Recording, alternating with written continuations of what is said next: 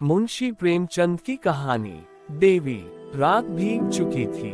मैं बरामदे में खड़ा था। सामने अमीनुद्दौला पाक नींद में डूबा खड़ा था। सिर्फ एक औरत एक तकियादार बेंच पर बैठी हुई थी। बाग के बाहर सड़क के किनारे एक फकीर खड़ा राहगीरों को दुआएं दे रहा था। खुदा और रसूल का वास्ता, राम और भगवान का वास्ता, इस अंधे पर रहम करो। सड़क पर मोटरों और सवारियों का तांता बंद हो चुका था। इक्के दुक्के आदमी नजर आ जाते थे।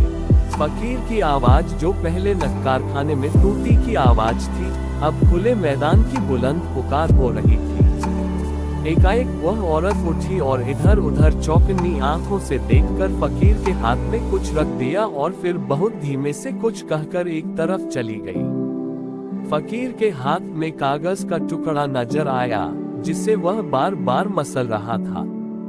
क्या उस औरत ने ये कागज दिया है? यह क्या रहस्य है? उसके जानने के कौतूहल से अधीर होकर मैं नीचे आया और फकीर के पास खड़ा हो गया। मेरी आहट पाते ही फकीर ने उस कागज के पुर्जे को 2 उंगलियों से दबाकर मुझे दिखाया और पूछा, बाबा देखो यह क्या चीज है? मैंने देखा, 10 रुपये का नोट था। बोला, 10 रुपये का नोट है, कहाँ पाया? फकीर ने नोट को अपनी झोली में रखते हुए कहा, कोई खुदा की बंदी दे गई है। मैंने और कुछ ने कहा। उस औरत की तरफ दौड़ा, जो अब अंधेरे में बस एक सपना बनकर रह गई थी।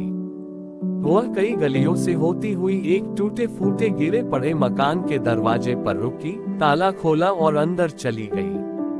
रात को कुछ पूछना ठीक न समझकर मैं लौट आया। रात भर मेरा जी उसी तरफ लगा रहा। एकदम तड़के मैं फिर उस गली में जा पहुंचा। मालूम हुआ वह एक अनाथ विधवा है। मैंने दरवाजे पर जाकर पुकारा, देवी मैं तुम्हारे दर्शन करने आया हूँ। औरत बाहर निकल आई। गरीबी और बेकसी की जिंदा तस्वीर। मैंने हिचकते हुए कहा, रात आपने फकीर को? देवी ने बात काटते हुए कहा, आजी वह क्या बात थी? मुझे वह नोट पड़ा मिल गया था, मेरे किस काम का था? मैंने उस देवी के कदमों पर सिर झुका दिया।